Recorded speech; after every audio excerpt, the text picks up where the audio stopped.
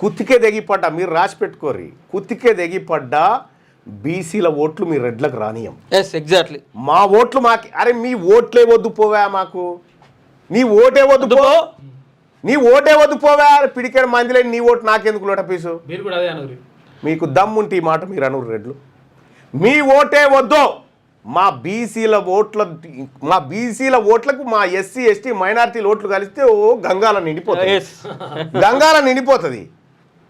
నీ పిడికేడ ఓట్లు నువ్వు వేసుకో, మాకు వద్దుపో, మా ఇళ్ళకి రాకు, మమ్మల్ని ఓట్లు అడగకు, మామూలు ఓట్లు అడగకు, మా ఓటు మీకొద్దు, మీ ఓటు మాకొద్దు. వద్దా మీకు మాకు విడాకులు, మీకు మాకు విడాకులు, మీతోని మేము ఏగలేము.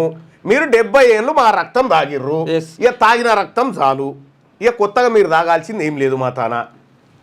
కాబట్టి మీరు మీ ఓట్లు, నేను రెడ్లకు రిక్వెస్ట్ చేస్తా ఉన్నా, దయచేసి మీరు మా వాళ్ళకు ఓట్లు వేయకూరి, బీసీలకు మా ఓట్లు మీరు అడగకూరి, మీ ఓట్లే వద్దని చెప్తుంది.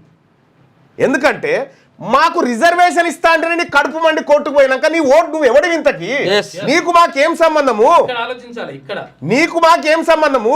మా ఇద్దరు పిల్లల నిబంధన ఎత్తేయమని చెప్పి బీసీలకు ఎస్సీలకు ఎస్టీలకు మైనార్టీలకు అవకాశాలు పెరుగుతాయంటే నేను ఎత్తేయ బీసీలకు అవకాశాలే లేకుండా చేస్తా అన్న తర్వాత నువ్వు ఎవడివి మాకు.